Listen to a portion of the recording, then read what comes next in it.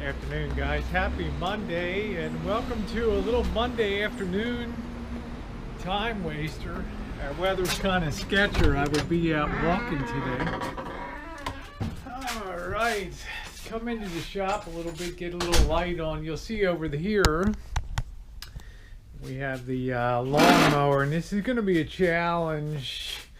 I worked really hard on the weekend, and I kind of strained myself a little bit, so I'm going to kind of take it easy. I'm not going to do this project. I'm not even going to tell you about this project until I get it started on Wednesday. We got some work to do on this mower. This is a very important one. This is a 3.5 horsepower mower. It's very good for chopping and mulching and everything, so I want to go ahead and get this thing in good shape. It might be the last hurrah for it.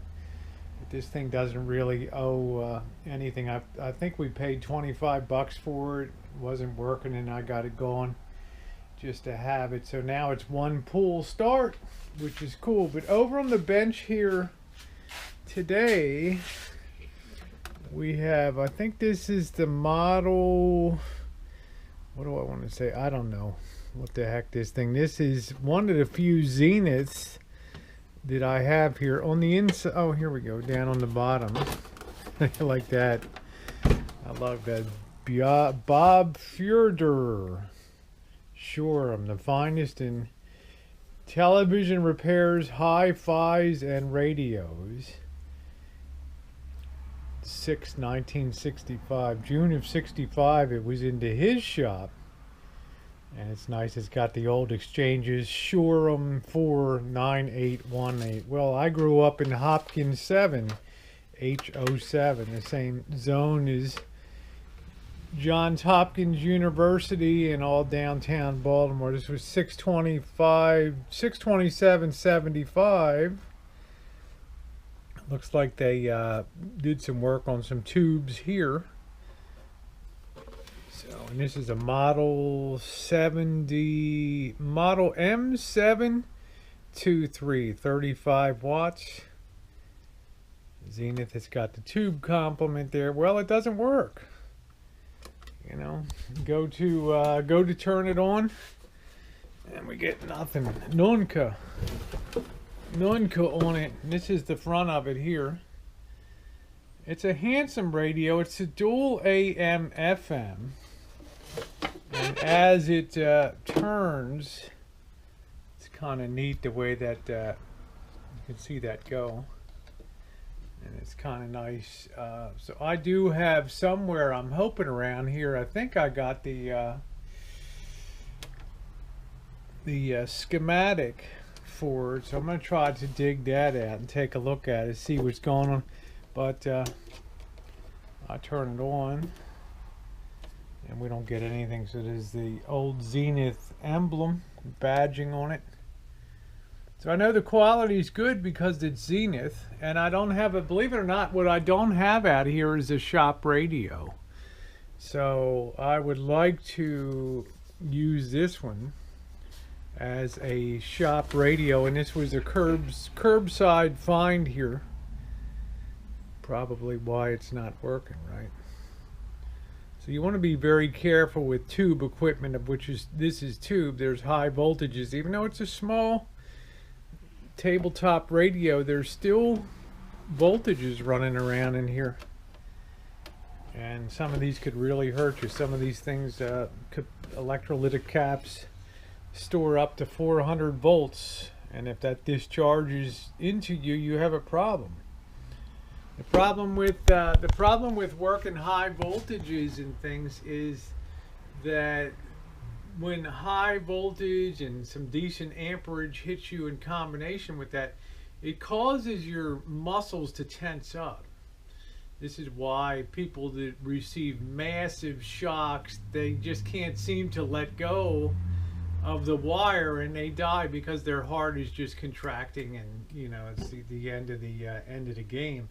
So you want to always be careful. When I'm working in the sets, I make sure that the electrolytics are discharged, and always work with one hand in my pocket and one hand in the unit here. It's just good preventative practices. So let's go ahead and open it up and see what we got here. I'm kind of curious. I'm going to also scrounge around.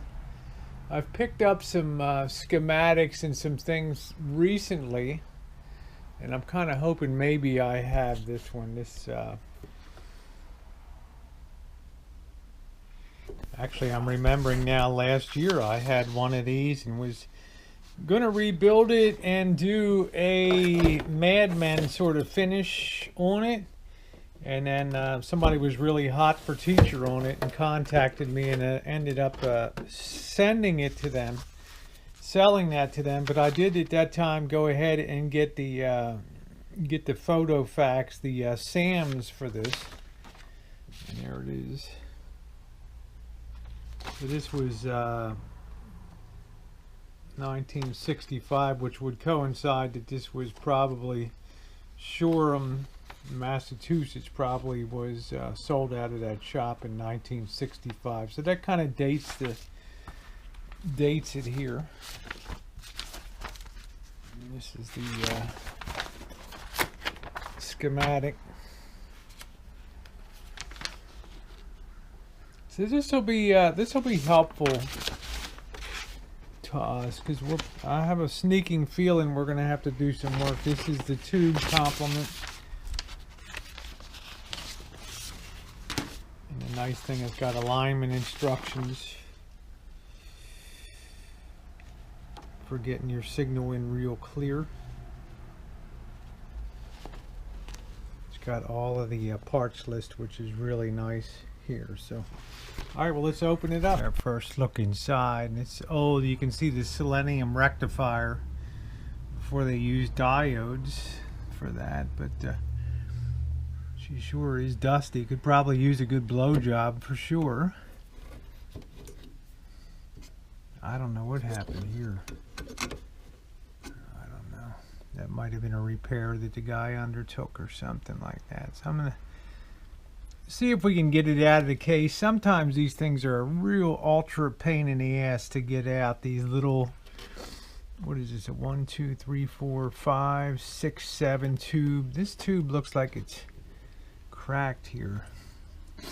That could be our problem right there, the 12BA6. That looks like it's got a few cracks on it. That doesn't look good. That doesn't look good, or else maybe that's the internal. Well, we'll know in a minute. So I'm going to go ahead and try to remove this. I'd like to be able to think I can pull the whole chassis out, but I never think my luck is that good when it comes to these kind of things. Maybe we'll get lucky today. Let's see if we can get this out of here. Sometimes it pays to have small hands, right? And of course, I have my magnetic dish for holding the parts. So the real trick is going to be trying to remove this without destroying the whole thing. With these knobs kind of come out very easily, but this center tuning is going to take a little bit of applied English to get that out, and I don't want to destroy this antenna, and I really got to take it easy. Really lucky that came out pretty easily this time. Nice thing, it has these captures so these don't fall out and go everywhere. So typical Zenith, very good quality on build. Here's a look underneath here, and I'm just going to take my time and kind of poke around a little bit here. We'll check some of the tubes, see what's going on. That's a really some real dirt build. This thing has really seen some battle action over the years, I can tell you that.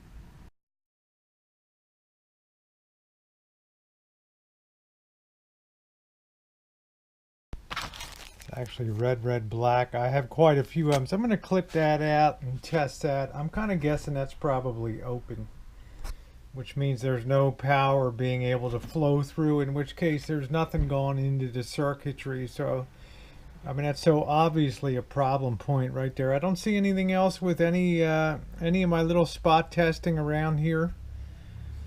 These disc capacitors, they rarely go bad. These are testing good. This is the tuner section. You don't ever want to mess around or open up that. So I'm going to clip that out and pop a new one. Okay, setting up the fluke meter here, touching the leads of that resistor that I just pulled. And that is showing totally open. So this actually, there's no connectivity within that. So whatever happened just catastrophically destroyed. You know, it is a resistor. It's supposed to resist the path of electricity, but it's not supposed to be in a wide open position there. So we're going to go ahead. We got the soldering iron hot. We're going to go ahead and reinstall another one here. I just pulled it out of my cabinet. Luckily I have a whole cabinet. This is red, black. Actually, it kind of fooled me, the colors. And this is actually a better one I'm putting in. It has a gold band for a 5% tolerance. So I'm going to go ahead and fit this in and let you guys see me solder it. I'm the world's worst solderer, so I know people always come on and kind of laugh about that, but I'm much better as a diagnostician than I will ever be as a technician. So, all right, let me get this prepped into position. I've got that mechanically already connected, and I think when you're doing repair work, you always want to make sure that you have a good mechanical connection first before you solder it. It just makes for a much more secure connection. So I'm going to go ahead and solder that one, get that good and hot, flow some solder on there, and get this other leg pinned down here. Get that nice and hot.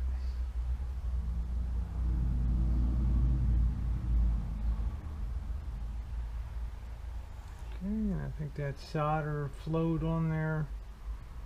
Yeah, pretty good.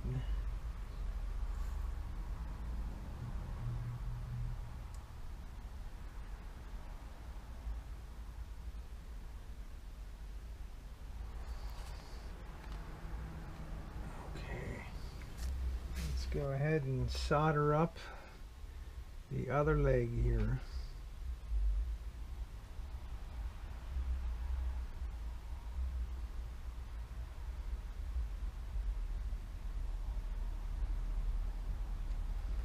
Get that so that solder flows on real well there.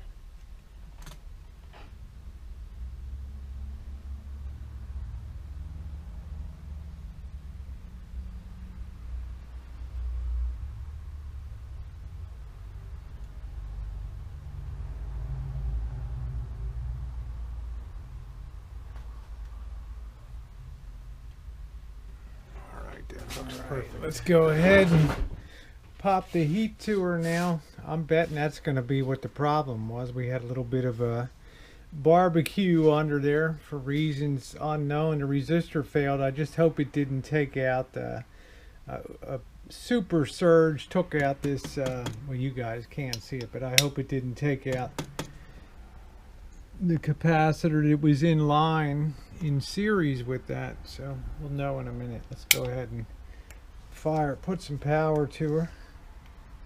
Let's see if we get any lighting. Yeah, there it is. There's our first. Okay, she's lighting up in a few different places. All right, well, that's a good sign. Let's go ahead and let's hook a speaker here, because this is a pain in the butt to get it back into this thing. Let's go ahead and just see if we can hook up a little one of these little pile speakers here. Let's see if we can hook that up and see if we get anything. It's no sense putting it all together and screwing around with that speaker there to try to get that energized. I don't know what shape that's in anyway. So, well, that's a good sign. I'm seeing lots of light here. Looks like all the tubes are at least lighting up. I'm not seeing any dead ones. That doesn't mean they're good if they're just because they're lighting up. So, but they are dirty as can be. So let me go ahead and get set up with the speaker here. Got that hooked up. I think she's warming up.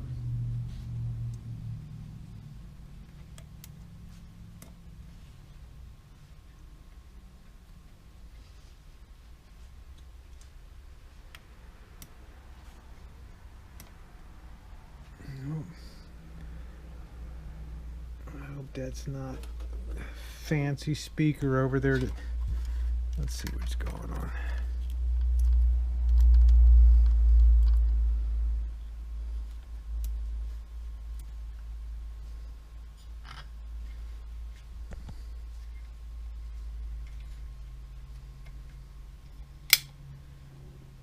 I'm all lit up. Nothing. Alright, let's plow back in underneath again. I'm checking the output at the speaker output, and this is interesting. This is like a the impedance of this speaker is like 3 ohms, which is kind of weird. So let's see if I can safely remove that without having to. I don't want to have to put the whole unit because I don't have a 3 ohm speaker. So let me go ahead and Salinas, there California, it is. de Watsonville, de Needed Prudel, the proper amigos de speaker, Santa Cruz. and it was nice to be able to test. I got a really beautiful meter. I bit the bullet with the Fluke here, and I just love the Fluke quality is unbelievable. It's electrician grade, professional electrician grade. Did a beautiful job. I just put the measured the milliamps here, millivolts, excuse me, AC. Because remember, a voice is modulating. It's going up and down. It's not a direct current. It's a modulating. It's an alternating current. So I could actually see that the speaker output was working great from the transformer, and I could see that modulation visually on the screen. So it's good to know here. This dial bears no relationship now to stations, because I just willy-nilly threw it together. That'll be for another video. Nunca es tarde para alcanzar tus It's sueños. the AM. Necesitas aprender inglés. The activists on the progressive pretty side. good, huh? But Feinstein has done this before. So we have a barbecued it works in her resistor favor. down there. I'm going to probably go ahead and do some more replacement of some other parts. Let's hook the antenna on for a minute. Let's hear how we have this working again now. You let them go, because now they know exactly what you're going to do. They're going to run an ISO. Trump and what he's doing in terms of bombing and future military action. She was pressed many times on whether she would support single payer. Conoció al amor de... This is way off. This is. I probably got this thing ass backwards here. Darle, llame, uno. You know, she basically talked about Trump and the number of conflicts of interest that she sees with his business. Do something happy, cause hit trades total. Porque seguimos siendo. You're not zeroed in on it. Yeah, so researchers say that when you are multitasking and flitting from thing to thing, your brain is... These are beautiful energy-efficient windows with so many styles to choose from. Bill and Kathleen had a goal to... I think that was 810. This should be 740 coming up. That was 740. KCBS. I think this is KCBS. I know. This way. Somebody call. CSLB 778-326 expires April 30th, 2017. 328, we're going to get you caught up on KCBS traffic on a Monday afternoon. The very latest from Cheryl. It's not good in Fremont. 880 southbound at Fremont Boulevard South. An overturned truck. It's the two right lanes are blocked. Let's go up to the FM dial and see if FM's working. Sounds alright, huh?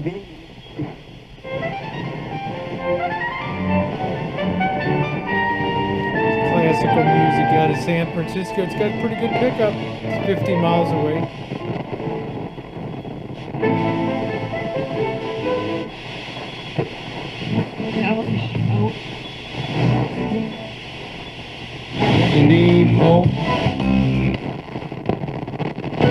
Even longer. got some issues. Pretty good, Dragon Beer.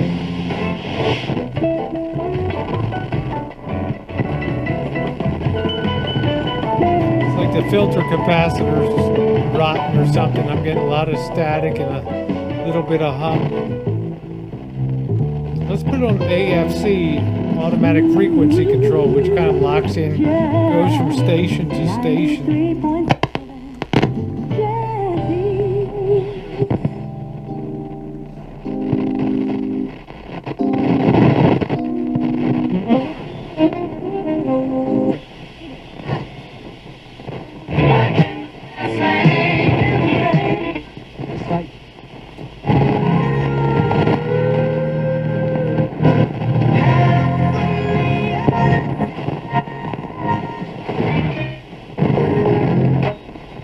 Guessing we have a kind of rotten detector tube and we're in not there. seeing a lot of folks in the house doing it. And some of them are doing kind of...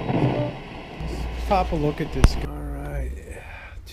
Yeah, should have the AM. I'm not the AM detectors. The and the 12B-A6. I'm guessing next time we're going to tear into some of these tubes. Our detector tubes and some other things that pick up signals. I don't think it's a conversion or an amp problem. I don't think we have any silver mica migration disease in this thing. I don't want to get too technical on that, but today I'm pleased at what we had done, so we'll start with some tube testing. Next hope you enjoy these little time wasters. It's always kind of fun. I should probably just never mess around with tabletop radios because I don't know, I just seem to be kind of jinxed when it comes to working on them. The big stuff, the more expensive the unit, the better I seem to perform. The cheap stuff, you know, Rosie, you got issues and things. But for today, we've got this running along pretty good here, which is nice. At least we determined it worked. We had a barbecued resistor down there in a very important area of the unit. So I'm happy today. FM's got issues.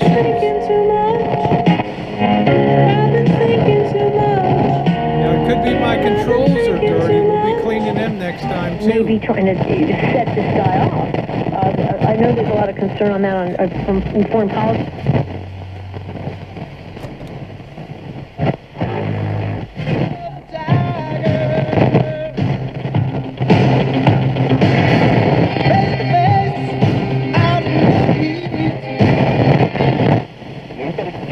Guys, I'm going to eye the tiger on out of here. Thanks so much for being along.